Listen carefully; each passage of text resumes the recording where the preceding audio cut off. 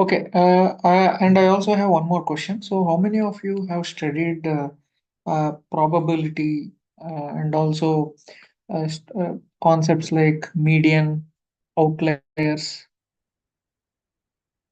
Is there anyone who studied these topics, who remembers these topics? Okay, okay, fine. So, Prem, can we start? Yes, Sanjay, we are live now. Okay, great. Okay, first let me introduce myself. Uh, Hello everyone, welcome to the session on statistics. So, my name is Sanjay Chandra. I think some of you know me, many of you may not know me. So, I'm very active on LinkedIn, and currently I'm working as a solution architect in one of the Fortune 500 companies. And during my free time, I generally guide students, and also on a voluntary basis, I also take some webinars for knowledge sharing for the benefit of everyone. And in terms of my skills, I mainly work on Azure, Power Platform, as well as Microsoft 365. I'm a Microsoft certified trainer and also Microsoft certified data analyst, and I also work on like multiple technologies. Now, coming to this session, the main reason for this session is to help you understand why statistics is very important. I mean, why you need to learn statistics. Now, I don't want to bore you with all the theory and all these concepts because we already studied enough theory during our school days. So I'll directly jump into some real-time examples. I would say, and it will be a very interactive session. I want your active participation. Either you can speak through your mic or you can use your chat box to type the answers, and I'll be sharing my screen in a short time. Just give me 1 second. Let me share the screen. Okay, so let me start this session by asking, uh, how many of you have felt statistics is not really useful during your school days? Either you can speak out or you can use the chat box. Anything is fine. I mean, what are your thoughts on statistics as a course or as a subject? Yeah, when I first encountered it in eighth standard, so I thought like it was too easy to be in a maths Okay. textbook, and it is not much of use. Like it is an easy topic to score just marks. So that's it. That's what my first thought was. Okay, great. Hi, Sanjay. Hi, Vaishnav. Yeah, so I think we are not having enough statistic courses back in school because once I started learning it by myself, I knew how much important it is. We only have that one last chapter in mathematics where we have the same deck of cards problem or Taylor heads problems. And I've seen those repeated throughout the standards, not just in 12th or 8th. We have the same repeated problems and they are just easier to score. That's what we've been taught. But I feel like we need to have more courses on this because of how important it is. Got it.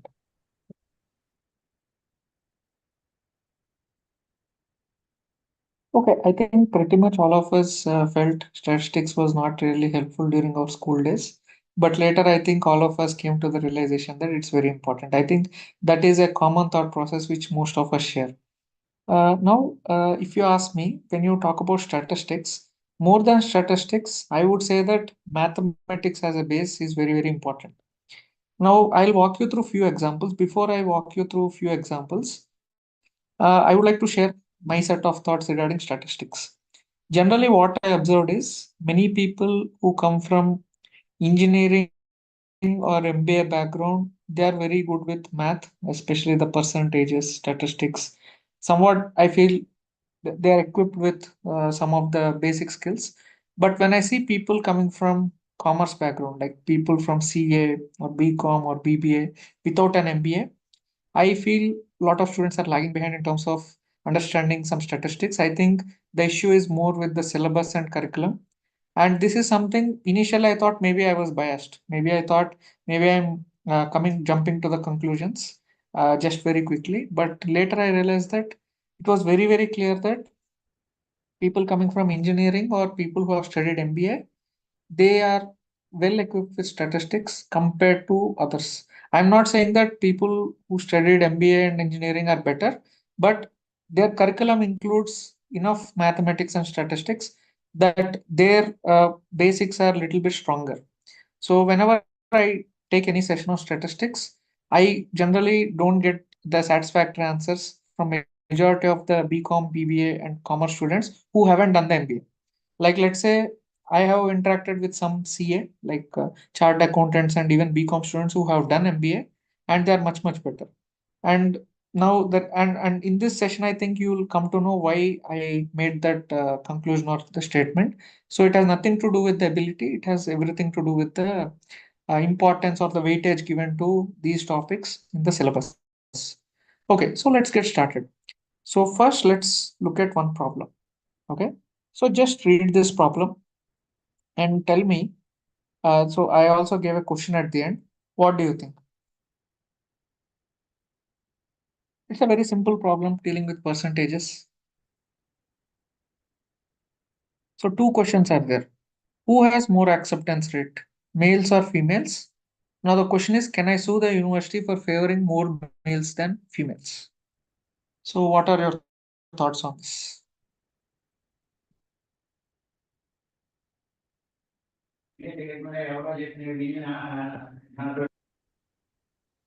Yes, Yeah. So department yes. A has 80% and department B has 40% acceptance rate, male acceptance rate. Okay. Who has more acceptance rate, and do you think I can sue the university for favoring more males than females? What do you think? I'm not sure about suing, but yeah, still like it looks like male acceptance rate is higher than the female acceptance rate in both the departments. Okay. Okay, thanks, Prem, for sharing your thoughts. What about others? What are your thoughts? So Prem says that yes, definitely there is a bias. There is more acceptance rate for males. So Okay. I'm thinking, if do we have to take into account the number of female applicants and male applicants? Because a 30% in 100 could be 30 and 40% in 200 could See, be less. I want a final answer. I think I would need more data. Okay, so you need more data. Okay, fine. So we have two answers.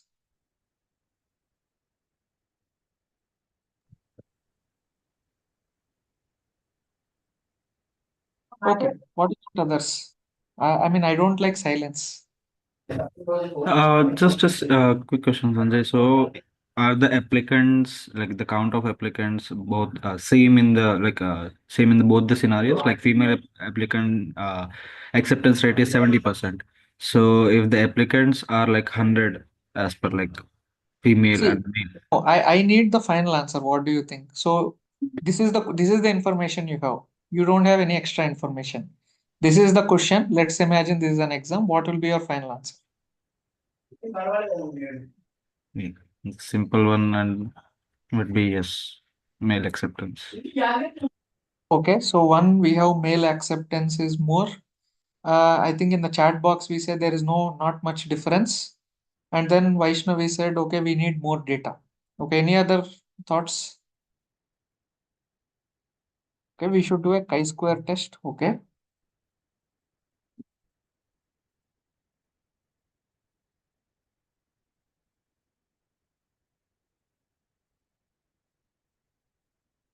Okay. So, how many of you agree with the fact that male acceptance rate is more? How many of you think? How many of you agree to that answer? That male acceptance rate is more. If you think male acceptance rate is more, type one in the chat box.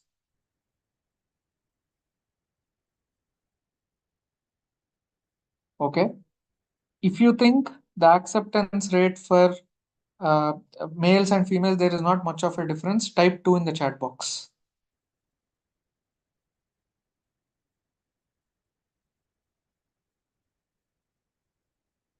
If you think female acceptance rate is more, type 3 in the chat box. So three options. Male acceptance rate is more. Option 2 is like we need more data. Option 3 is female acceptance rate is more. So 1, 2, 3. I think majority of the people are with 1. So let me reveal the answer. The actual answer is you need more data. Now I'll tell you the answer can be female acceptance rate can also be more. I'll show you a scenario. So let us assume that for department A, 100 female applicants are there.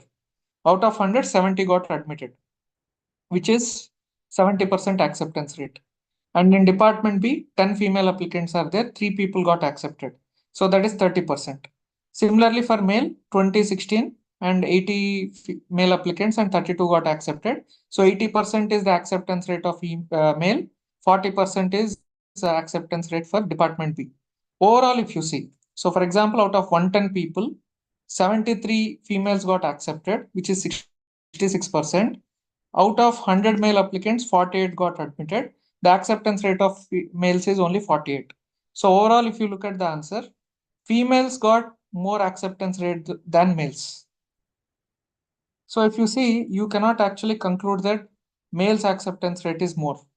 You need to know how many applicants are there. Now, if you see it clearly here, for department A, more number of female applicants are there, and for department B, more number of male applicants are there. If you look at the calculations, it's a very simple calculation. I'm just doing the sum and then I'm taking the percentage. Even though the question looks as if male acceptance rate is more, if you take the numbers, it actually shows that female acceptance rate is far, far higher than male acceptance rate. So this is just to give you an example that in statistics, you cannot come to a conclusion just by looking at percentages. Percentages can be very misleading. So this is called Simpson's paradox. So if you think that just by looking at the data, okay, there is male bias, that is actually wrong. You cannot come to a conclusion till you have the full data because you don't know the number of applicants who are applying for the program. So the possibility, all three are possible. There can be equal acceptance rate, there can be more male acceptance rate, there can be more female acceptance rate depending on the applicants. Now this is one example where the same data which is showing 70-30 and 80-40, but when you look at the overall, it is exactly opposite. Individual departments, if you see, male acceptance rate is more. But if you see overall, female acceptance rate is more. So that is the reason why you have to be very careful with statistics and you should not jump to the conclusions. Okay, so the final answer is you cannot say without, you cannot conclude without knowing the number of applicants because any of the cases are possible. Is it clear? Yes, Sanjay. Okay.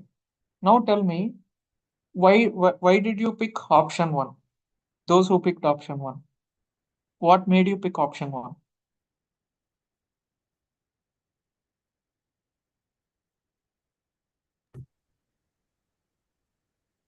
The percentages. Exactly. So if you just look at the percentages, it is very misleading. The percentages, when you look at them, it is very clear that there is a bias. But actually, if you look at the overall numbers, actually you can do reverse. You can actually sue the university for favoring females over males. So that is the reason why we have to be very careful when dealing with percentages, especially. Okay, this is example number 1. Now let us go to another example. So read this and tell me which option you want to choose. You can put it in the chat box. Option A, B, C, D, whichever option you think, you can put it in the chat box.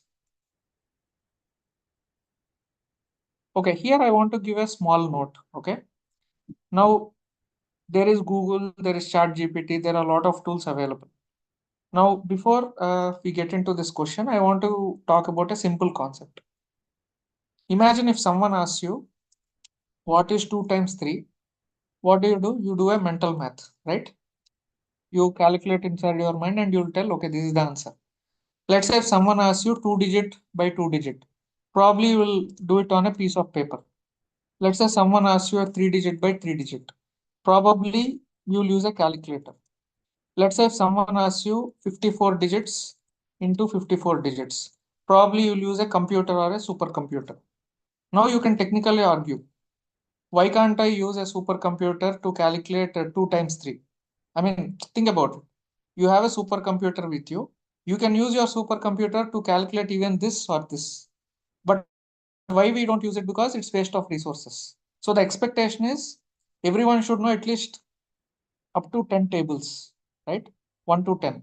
At least you should know how to do mental math up to 10 tables. Then you can take help of tools. Now here also in statistics, the expectation is whatever questions I'm asking, these are basic questions.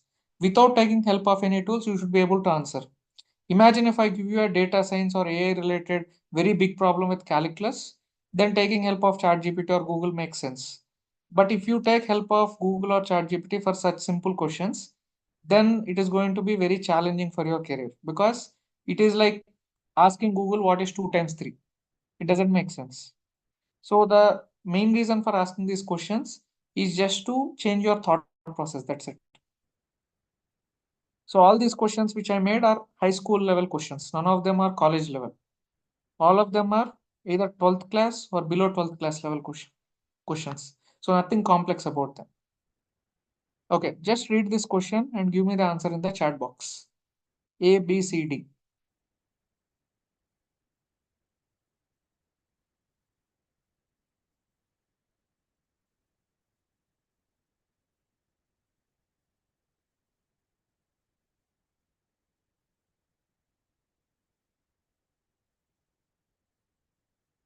Okay.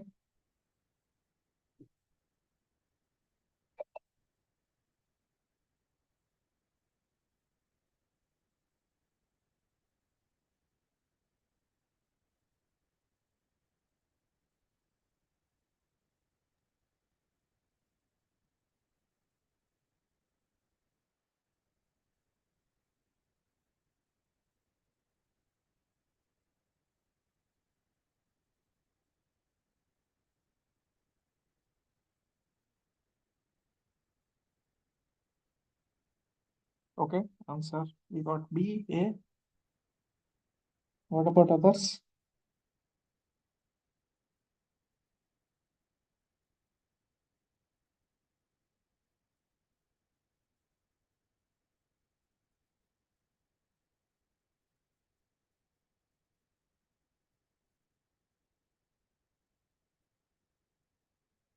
Okay. A.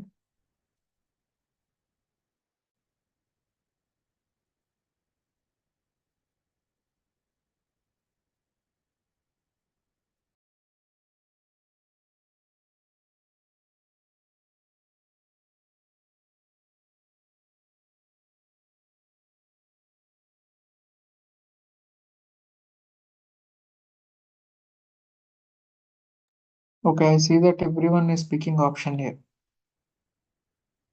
Okay. Couple of you have picked option B.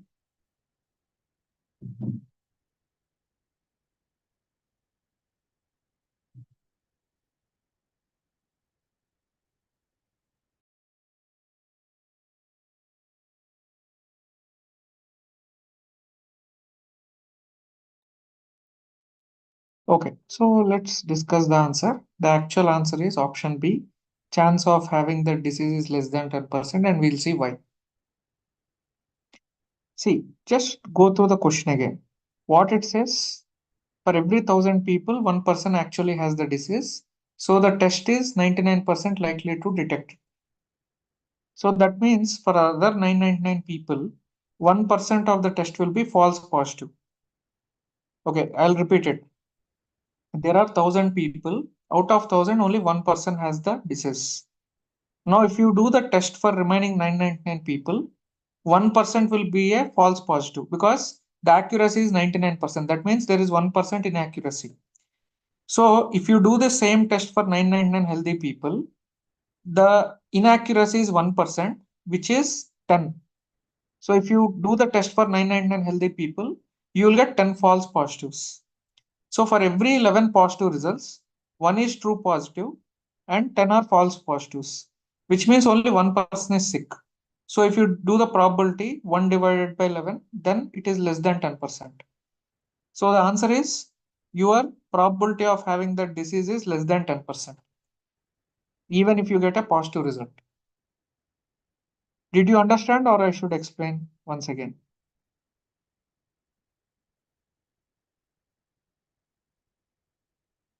Is it clear?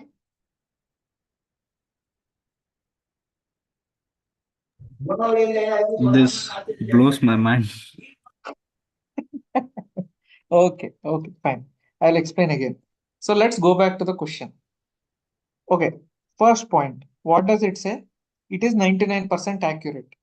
Do you agree with that? I mean, you understood that the test is 99% accurate. It affects 1 out of 1,000 people. So you have to understand that there are two different things here. The disease probability is 1 out of 1,000 people, and the test accuracy is 99%. So you're talking about two different things here. So the test results and the people who have the disease. So two things you are dealing with here, two variables. One is how many people have the disease and how accurate is the test result. Now, let's say if there are 1,000 people, how many people will have the disease as per the question? 1%, right? Let's say if I do the test for 100 people, okay, for how many people it will show the test result as correctly, wrong correctly? If there are 100 people, 99. okay, if there are 1,000 people, for how many people it will show the test result as correct?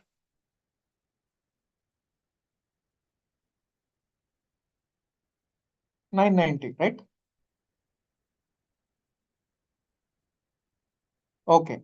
Now you have 990 results which are correct.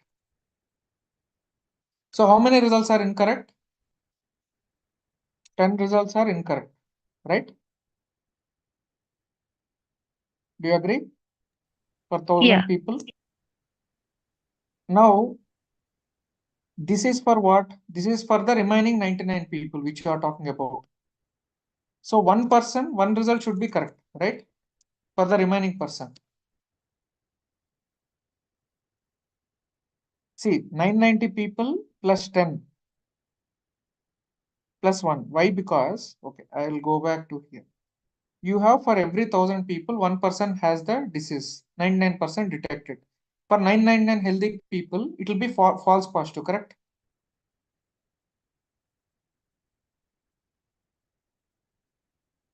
So did you understand what I said?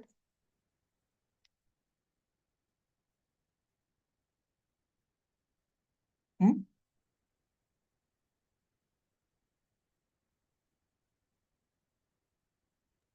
I don't understand the part where it says false positive, because if the Okay, test is okay, 99% accurate, it should okay, be showing. okay. Yeah, okay.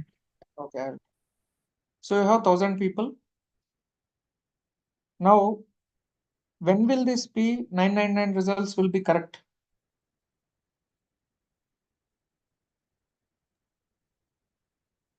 Okay.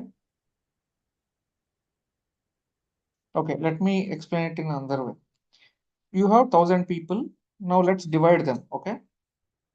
First, let's divide that into one person who is sick and people who are healthy. How many people are healthy? 999 people are healthy, correct? Let's do it this way. It will be easy. So you have one sick person and 999 healthy persons. Now, let's say if you do a test. So what is the accuracy of the test? 99%. 99%. Okay, 99% is the accuracy of the test. Now, how many people for healthy people if you do, and if it gives you positive result, that is false, right? Yes. That is false positive because that is 1% inaccurate, right? So 0.01%, 1% into this is how much? If you round it off, it is 10. Right? Yeah, now I understand that. Okay. So these are healthy people. But how many results it is showing as positive?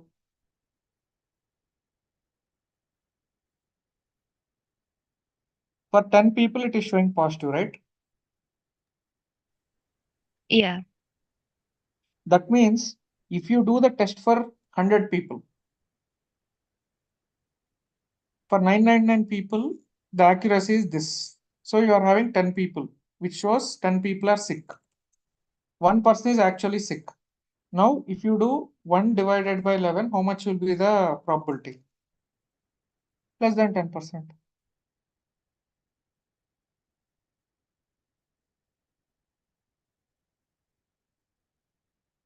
See, these are false positives, right?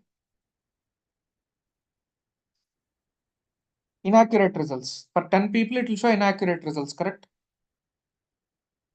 Yes. How many people are actually positive here? 1. 1. So total how many? 11 people. 1 positive and 10 false positives. Okay, okay. Yeah, I understand now. So total probability is how much? 1 who is sick divided by 10 false positives plus 1 true positive will give you less than 10%, like 9 point some percentage you will get. Can you just jot down the last calculation just did?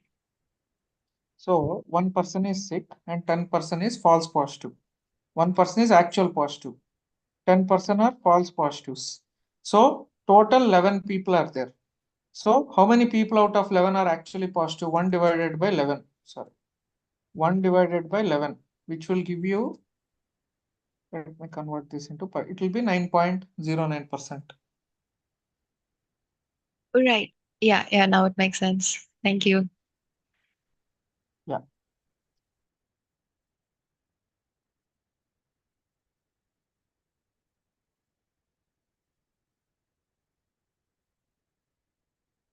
Okay. So the actual probability is less than 10%. Now, if you look at healthcare as an example, so if you look at the, I mean, a very good real-time example will be vaccine. If someone asks, what is the accuracy of a vaccine? How many false positives are there?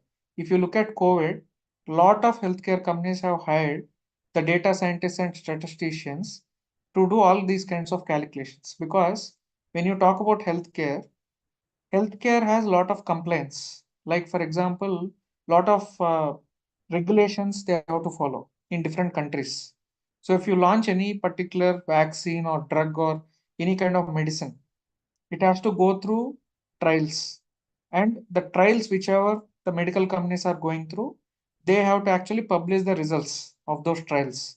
So different trials will go on, and they have to publish what are the side effects, how accurate is the medication or the vaccine, whatever it is, and they have to publish the results, and those results have to be scrutinized by the regulatory bodies.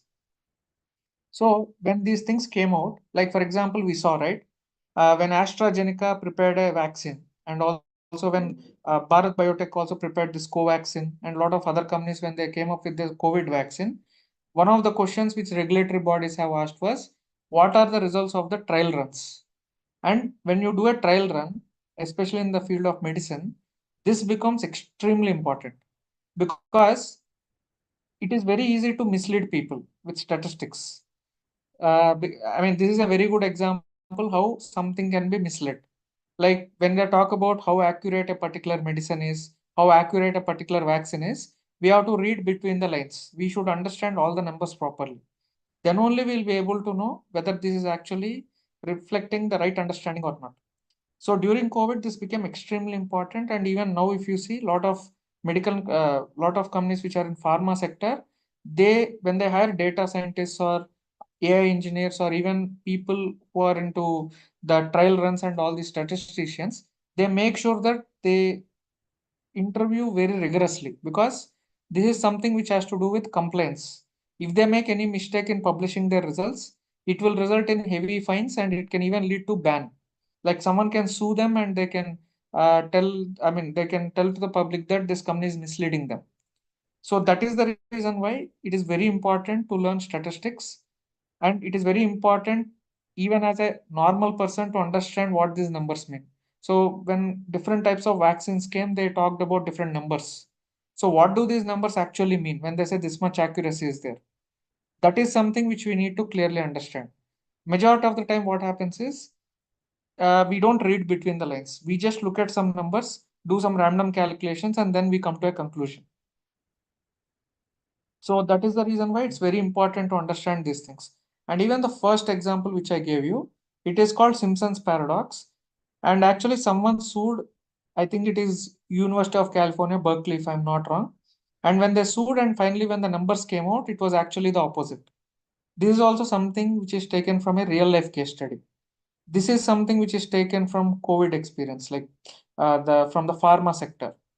Now let us talk about the third one, which is again in finance. This has a lot of implications. So just read the question and type your answer A, B, C, or D.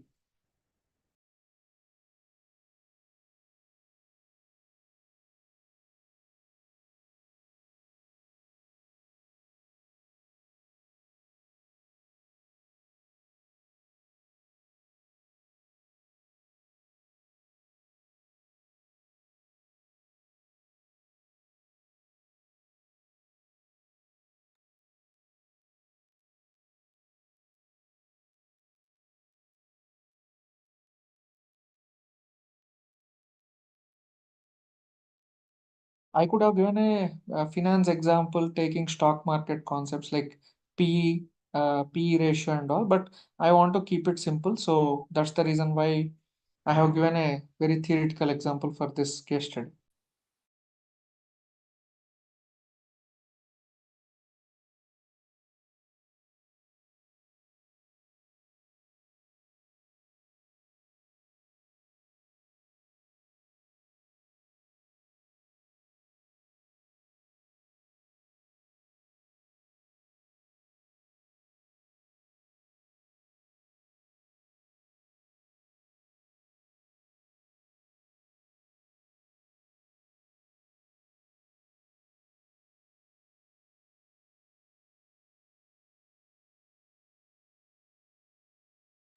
Okay, we have answers. Someone said option D, someone said option B.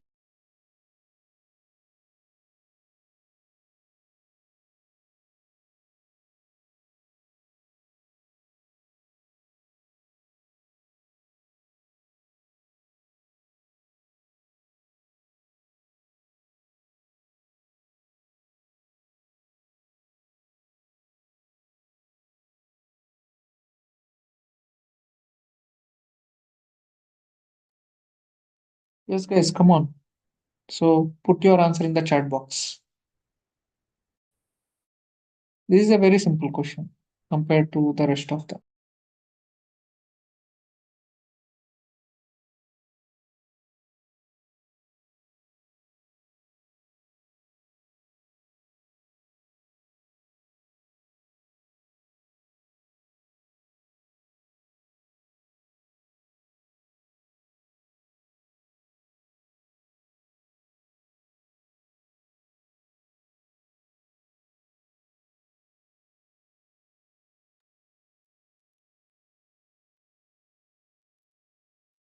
I don't know why you are actually taking time.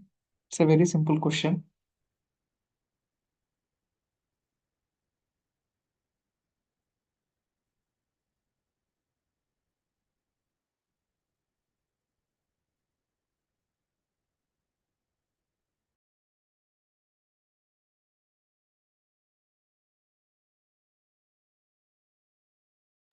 Okay, if there is no option, what is your final answer? Okay, D.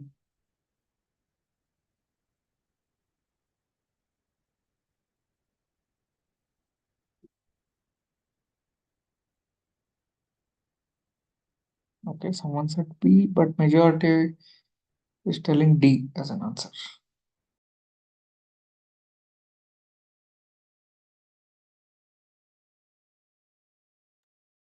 Okay, Can I reveal the answer?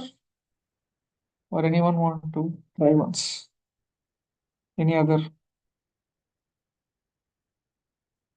answers?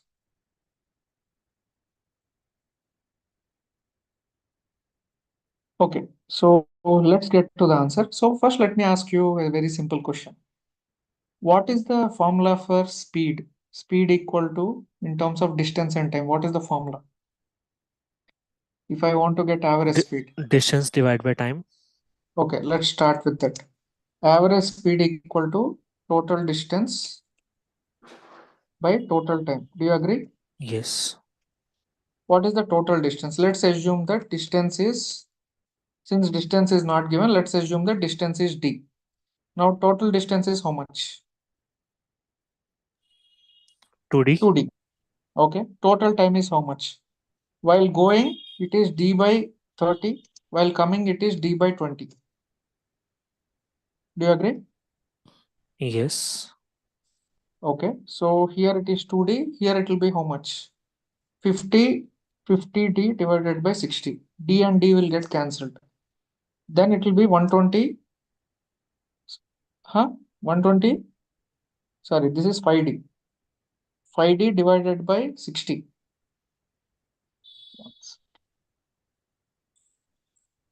How much will it be? 120 divided by 5. 25. 24. 24. Yes. So the answer is 24 kilometers per hour. So again, I'm explaining. Average speed formula is total distance by total time. Total distance is 2d. We are assuming distance as d because nothing is given. 2x, 2d, whatever it is. The total time is time to go and time to come. So d by 30 plus d by 20. If you take an LCM, which is 60, you will take 2d plus 3d, which is 5d by 60. And 60 will go to the numerator, which will become 120. dd will get cancelled. 120 divided by 5 is 24 kilometers per hour. So the answer is option C.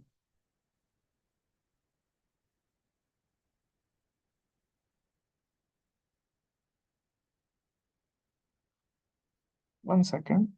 Oh, sorry. I think question. I'm really sorry. I thought I gave 20 actually. Sorry. Okay, my bad. Okay, it's fine. Okay. Thank you for pointing out. Okay, let's go to next question. Okay, this one you tell me.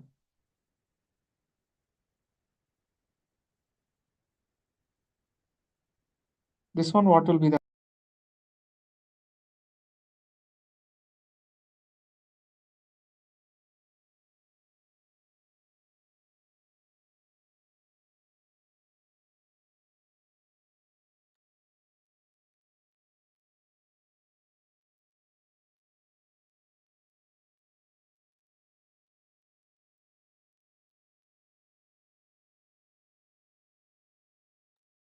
Okay, option B. Okay. Okay, here I want to give a heads up. I did not say what is your overall return. I said your overall average return. What is your overall average return? I did not say overall return. So you have 2 years, not 1 year. You have 2 years worth of data, and I said average return per year. I'm not asking overall.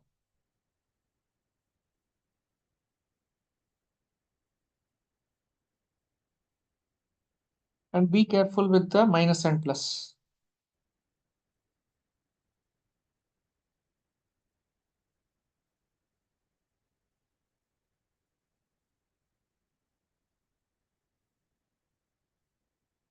Yes. Okay. A, D, C.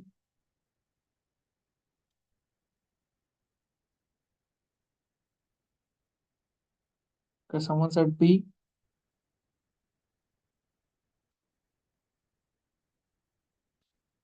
Okay, now imagine you have invested some money and the mutual fund, let's say mutual fund manager has invested and these are the returns. So finally, what should he say to you? about the final overall average return. First of all, is it positive or negative? Let's go step by step. Overall return will be, overall average return will be either, what is it? Is it positive or negative? First, let's start with that.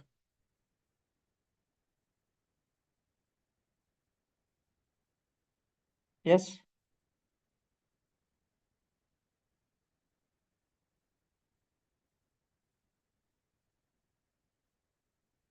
Before we come to the answer, first of all, tell me whether you will have a overall positive or negative return.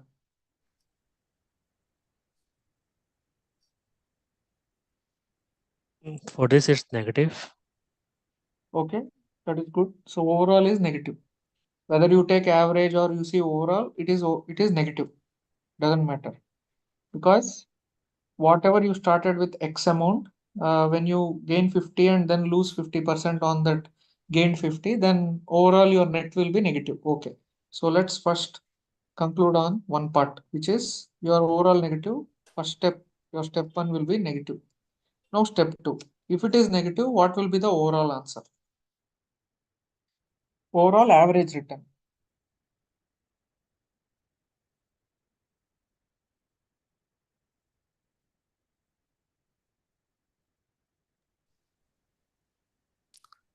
As per me, it's D. Okay. Because if we are talking overall, it's 25 minus 25, and average is minus 12.5. Okay, so let's use that logic which you are talking about. So okay, tell me what approach you used to arrive at minus 12.5. Initially, I thought he put 100 rupees Okay, and he got 50% hike, means 150. And yes. now down to minus 50, 75. So if I compare with initial amount, it's Hmm. minus 25 and average would be minus 12. Okay, so That this is was, your logic, right? yes, Okay, now here, let's, what is the assumption? First year you are saying plus 50%. yes, Second year you are saying minus minus 50%. So 50. these are the two assumptions which we took, and we are starting with 100. Now I'll tell you why this is actually not the right answer. Okay. So let's say it is 100. You take 100. Instead of plus 50 and minus 50, let's assume both years are plus 50. Okay. Fine. I'm taking one example. Just I'm changing the numbers to tell why this logic is not the right answer. So what will be the first year return? Final answer. 150 150. Second year? to 25. Okay, great. What is the net? Net would be 325. 125. Huh? Hello? Yes, right. 125. And your average will be? Divide by 2. Then 60. So, so are you telling me that year one I got plus 50, year two I got plus 50, my overall average return will be more than that 50-50, which is 62. Doesn't make any sense.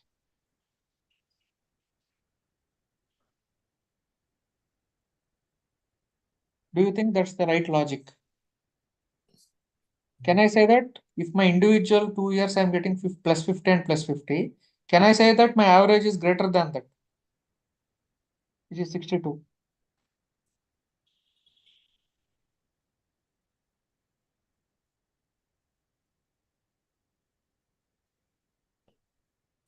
Mm, No clue. Yes. Like, Huh? I'm not sure about it. Okay. Okay. Now let me give you the answer. So one of the common mistakes which we do while dealing with percentages is the first example you saw about the acceptance rate. The key information which you need for this example was how many applicants are there. Then only you will be able to conclude whether the bias is there or not. Now here we have the percentages, and here in this example we have taken a number also. But Mm, here the crucial part is not going to be about percentages or numbers. It is going to be about the units. Okay. So you have to understand that when we take average, so when we deal with averages and when we have percentages, it becomes very, very tricky affair. You cannot directly do the normal average calculation which we have. And this second example will give you a clear picture of why we cannot directly do the average just by dividing it by 2. So until this part, it is clear. Your overall average return, your overall return is minus 25%. Up to here, it is clear. But this part is not actually right. And to say that why this is a flawed logic, I gave a parallel example where you got plus 50, but your final answer is 62.5. It doesn't make sense because it's more than your individual values. Now, what is the approach when we deal with percentages? Now I'll give you an example. Let's take this as an example, plus 50 and plus 50. Whenever you're trying to take average of percentages, you cannot use arithmetic mean. What you did right now is arithmetic mean. Arithmetic mean means what? Sum of observations by count of observations. You have to use geometric mean. Geometric mean means what? Geometric mean is used whenever you have to take the averages for percentages. Why? Because percentages have numerator and denominator before they get converted. So you're talking about a data which has a base. So you cannot directly do an arithmetic mean. Arithmetic mean is only for absolute values. But when you deal with percentages, you have to go with geometric mean. Now let's say if I want to calculate the average return. Now let us talk about the units. I was talking right about the units. Why you will come to know now. I started with 100 rupees. 100 became 150 rupees. 150 became 75 rupees. You agree with this until here? Yes. Okay. Now, how did I get 150? By adding, by multiplying that, 50%. by doing the multiplier plus 50%, right? Right. Yes. So when I do the multiplication, then what will be my unit? It will be percentage. Again, I'm doing a second multiplication by saying that, okay, again I got 50% return. Again, I'm calculating by percentage. Then what will be my overall unit? It will be percentage square. Do you agree? Yes. If you're going to multiply it, then It's a percentage square. But we don't want a percentage square when we take an average. Overall, if you say percentage square, it is okay. But when you take an average, it should be percentage only. So that's why what we do is we take geometric mean, which means first year you got 150. So 1 plus 0.5 into 1 plus 0.5. I'm taking the second example. You got 2.25. Now you have to take a square root. When you take a square root, again you'll get 1.5. This 1.5 you have to subtract with 1. Why? Because you're subtracting with 100%, the base. Then you will get your overall as 50. Now let's do the same logic here also. So let me just copy this. So instead of plus 0.5, I'll put minus 0.5 by taking the first example. It is 0.75. Now I'll take the square root. Then I will take the subtraction. Square root, if I take 0.866 minus 1, so my overall percentage value will be this much. My overall average return is minus 13.4%. This is the answer. Now you may ask, but it doesn't look right. How do we know that this is actually the right answer? Now let me do the back calculation. What is the answer here? Minus 13.4, right? So let me do the back calculation. I will say 1 plus 0.134 into 1 plus 0.134. How much am I getting?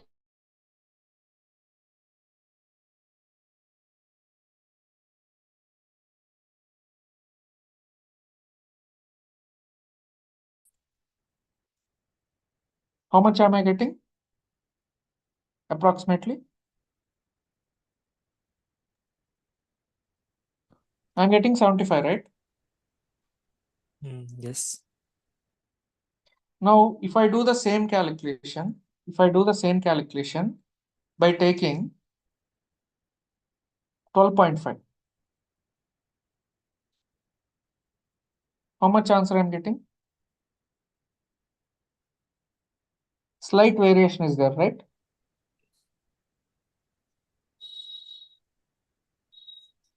It's showing 766.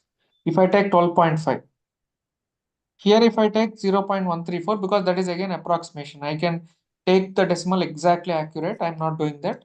So here it is showing 0.75. Here it is showing 0.76. So it is very clear that this is the right answer. So the answer is none of the above.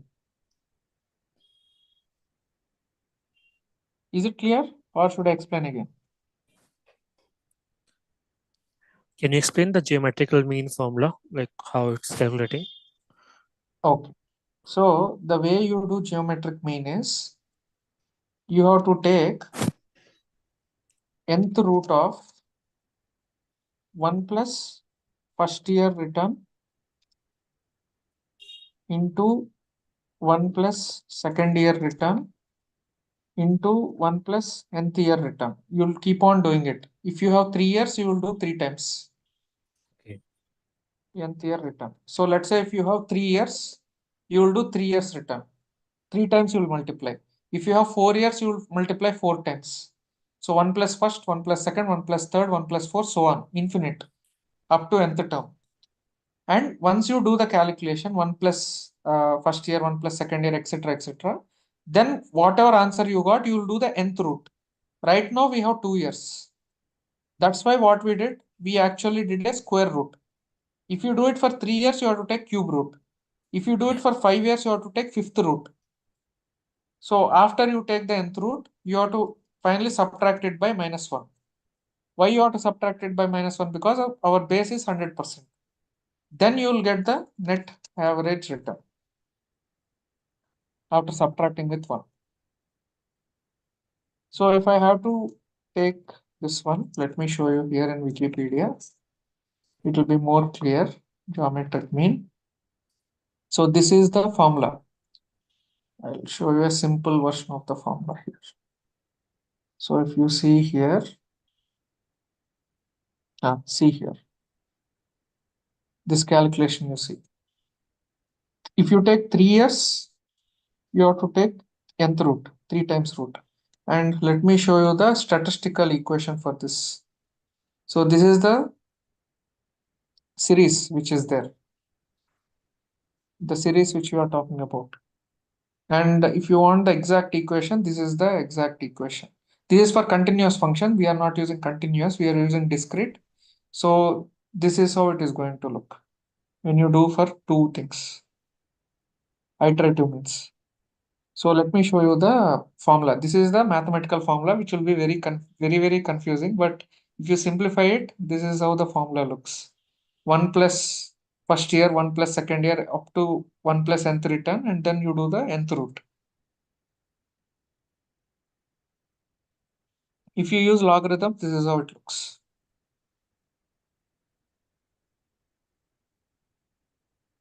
So is it clear or should I explain again? And the popular concept for this is called CAGR, compounded annual growth rate. I think everyone knows it. In any annual report, if you open, you'll see this.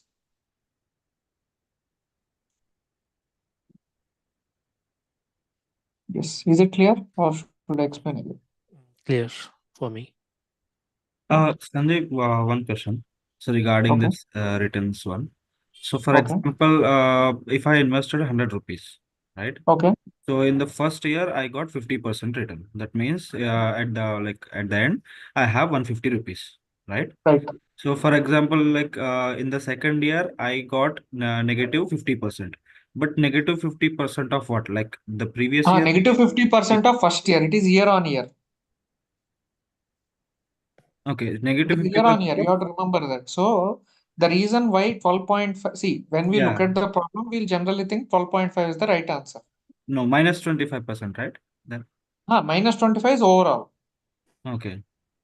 So minus 25 is correct. That is overall Hmm. for 2 years. Yeah. But when we talk about average return, we generally think 12.5. Why? Because we are dividing it by 2. But here you have to remember that our base has changed. When Right. we say second 150. year is minus 50%, we Okay. are taking the base as the whatever value is remaining at the end of first year. Yes. That means So there is a 150. compounding effect which is there. Hmm. And that is the reason why answer is this. Answer is not 12.5. That, I mean, because of the compounding. Let's say your base is the first year base if you take and if you keep calculating returns, then Mhm. the answer can be directly you can divide by 2. But generally in real life, it doesn't work that like that, right? When we say percentage of return, we'll always take the 1 year previous. Okay, 1 year previous means like that would be 150%. Sorry, Your 150 base will rupees. keep on changing. Okay. See, when you calculate returns for second year, the base will be first year. When you calculate the returns for third year, the base will become second year. Second year. That means 150 rupees. Exactly. It's year on year. Yeah. So like So when it is year 50% on of year, 50% of 150 would be like minus 75. so overall will be 150 minus 75 is 75. 75. With respect to your base of 100, now you are down by minus 25 overall. Yes. But when you take the average, you have to consider the compounding effect and then you have to do the geometric mean. Okay. Mhm. Okay. Got it.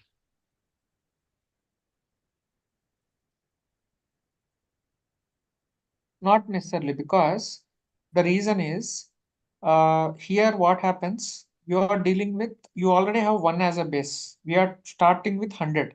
Hmm. I mean, there is one question in the chat box saying that if there are different signs, we should not consider. Actually, we can consider, because when we start, when we are starting with a base of 100 and then we are doing this calculation. Right. So let's say if your return is more than, I mean, your return will never go less than 100, right? I mean, the maximum worst case scenario return will be minus 100. It will not go beyond that. Yeah. So there is no question of two different signs coming. Can you explain again how to calculate year-on-year comparison? So year-on-year comparison, you're talking about getting the final answer or you're talking about getting the absolute value? Sumit?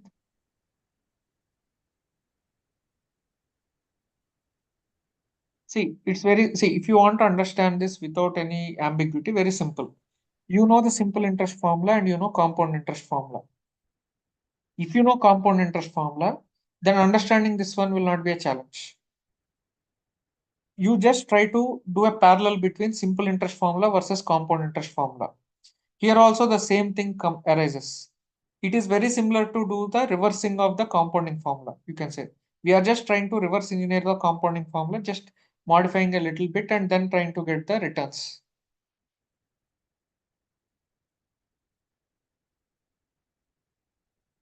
Okay, absolute value. Okay, see, first we started with 1 plus 0.5. Then during the second, now this will become the base of first year, which is 1.5. Now during second year, we are again losing it by 0.5 because your base is 1 now, I mean, which is this basically, and then you have lost 0.5. And overall, you'll end up with 0.75. So if you take 100 as the value, 100 rupees as the starting value, so initially you'll multiply it by 1.5. Then you'll multiply it with 0.5. Then you get 75 rupees. You started with 100. Now what is your net? This minus 25.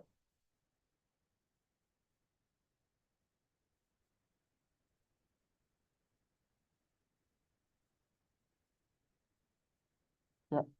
Okay. Fine. So the reason why I gave these examples is it is just to tell you that statistics may look very simple, but it is not so simple. So it is very tricky subject, I would say. And even when you go for any kind of interview rounds for data scientist or data engineering or any kind of AI ML related roles, they will grill you on the statistics part and especially on the probability side. Because one of the challenges, if you ask me, today with the world of Gen AI, Chat GPT, and all, the challenge is not to understand the concepts because you can always ask Chat GPT for any basic question you can ask. That's not an issue. The problem arises when you don't have the proper foundation. Because, for example, whatever questions you saw today, they are all very simple examples which I have taken, but they are very misleading. They are very tricky, if you ask me. So until you know the nuances of statistics, you will not ask these questions to ChatGPT, because ChatGPT also will give you the right answer if you ask the right question. If you don't know what question to ask, then even ChatGPT or even Google cannot help you. So you need to have some kind of predefined knowledge, even to use ChatGPT to the maximum extent, to do the prompts. So that is the reason why statistics, the foundation at least, should be very, very well-oiled engine. Once you have the foundations ready, I mean, once the basics are ready, then you can take advantage of different formulas which are there. There are many libraries in Python, like, I mean, which will calculate different aspects of statistics, measures and calculations. So all those things will become very easy because you have ready-made formulas and you have ready-made tools like ChatGPT, pre-trained models, which can guide you all the way along. But before you take advantage of those tools, you have to be very strong with statistics because of three reasons. One is it will help you to improve your understanding of numbers. Even now, when I see many people, they struggle with percentages. You have to be very strong with percentages and you should have in and out knowledge, I would say. Second thing is it will help you to use tools like ChatGPT even more effectively if you know these basics very, very well. Third thing is when you deal with data, it doesn't matter which role you are, whether you are a data analyst, data scientist, data engineer, it doesn't matter. The minute you start dealing with data, you have to do calculations. Now, if you have a thorough understanding of these concepts, you will use the right formulas to do the right calculations. Now, imagine in personal life, if you take a real time example, let's say you go to a mutual fund manager. That manager will tell you, sir, our return is plus 15%, he says. But what is the meaning of that plus 15% average?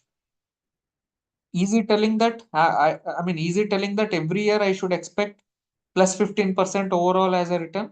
Or is it something else? How did he come to that plus 15% conclusion? Is he doing a simple calculation or is he doing a compounded calculation? And when you talk about returns, for example, in mutual funds, there are time weighted returns. I mean, you can Google these things and you have money weighted returns. Is it talking about time weighted returns or is it talking about money weighted returns? Both are different. You will get different numbers again.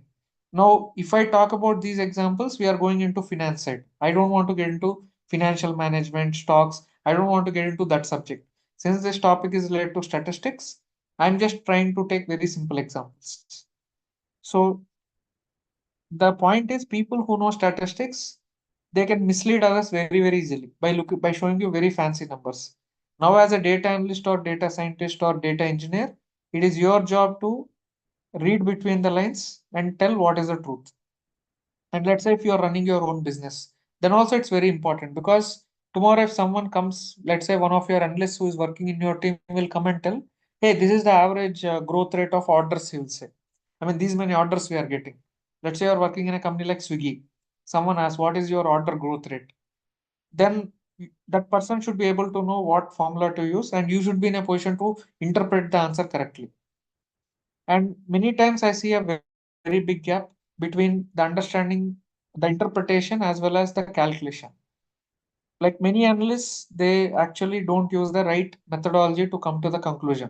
And in many reports, you will see that in for many organizations, the answers will be very, very misleading because the minute you start auditing or questioning, all these flaws will come out. And the reason why there is a very big gap because in many schools and colleges, they focus too much on theory and they don't talk about the real time scenarios or the places where we can make a mistake. Later, a lot of people with experience and with the courses and the knowledge which is available online, they come to a conclusion. So when I was studying engineering, most of these concepts even I was not aware. Just before I was doing MBA, when I started doing all the research and everything, then I came to know most of these concepts. Because we will be very surprised to know that now many people say, okay, fine, whatever you said is nice, but how will it help me in real life? I mean, real life in the sense, not just in terms of job, even when it comes to personal life also. So mutual funds is one good example I gave. And in job also, many of you will think, okay, but I want to do a, I mean, many people when I talk, they say, okay, Sanjay, all this is cool, but I want to do a government job. For government job, how will it help me? Like some people ask me this question. So you'll be very surprised to know that if you want to do MBA, you need to write GMAT or you need to write CAT. If you want to go into civil services, UPSC, then you need to write civil service examination. Or maybe when you talk about government jobs, for example, you have bank exams, then you have RBI Grade B exam, and you have a lot of other exams. Let's say you want to go for Masters, MS, like science side, MS or MTech, then you need to write GATE. So there are many exams. Now, these are Indian exams like GATE, RBI, all these are Indian. These are internet, like GMAT is international exam. And if you want to go for abroad masters, then you need to write GRE for MTech, which is called MS outside. Now, if you forget about Indian exams, if you take GRE or GMAT, both are of international standard, right? If you want to get admission in any international university, any top B school or any top university, these courses are required. And even in India, if you want to pass civil services, so you have the prelims exam. You will be very surprised to know that it doesn't matter which exam you have. In every exam, you have a quant section. And in the quant section, definitely you will find one chapter on percentages and one chapter on probability. If you take CAT as an example, in CAT, you have one separate section called data interpretation and logical reasoning, one separate section dedicated to this. And when even if you take civil services, there is one paper which is exclusively meant for testing your quantitative aptitude. So, for example, if you ask why UPSC has, I think the answer is CSAT, if I'm not wrong. Why UPSC has CSAT paper? If you see, it evaluates your logical reasoning, analytical skills, and general mental ability rather than specific subject knowledge. So the aptitude test which civil services have, if you look at the syllabus, so it has very common syllabus which is very similar to CAT and other exams. So this was actually not there until 2011 or 2012. Now, if you see this, why it was introduced, that is the exact reason. Because until 2012 or 2014, whatever, if you just by heart everything and go and write in the exam, you will be able to answer most of the things, at least in prelims. But they introduced this paper because the government felt that the future civil servants, they need to have proper logical thinking and decision making ability and even analytical skills. That's why they have introduced this paper. And if you look at the syllabus, you will have math, basic mathematics. So whether you want to get a government job, you want to go national, international, whatever your career path is, these topics are very common. In every competitive exam, you will see geometric mean, arithmetic mean, harmonic mean topics coming directly or indirectly. So it is not just going to be only for a data science job. So many people have this misconception that only if I go become a data scientist or AI or ML engineer, I need knowledge on these topics. That is absolutely wrong. Even if you want to crack a government exam, you need to have this knowledge. So without this knowledge, you will not be able to get good score in GRA or GMAT. And you cannot get admission in good universities outside. So that is the reason why these are very important. They may sound very theoretical, but trust me, they are very, very important. So that is about the session on statistics. If you have any questions, you can ask me.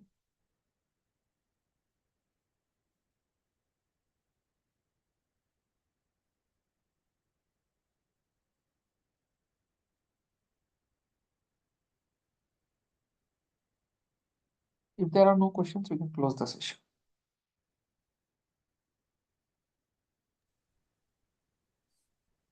Sure. Thank you, Sanjay. Thank you. Thank you, Thank Sanjay. you. Okay. Thank you, everyone. Thank you, Sanjay. Thank you, Sanjay.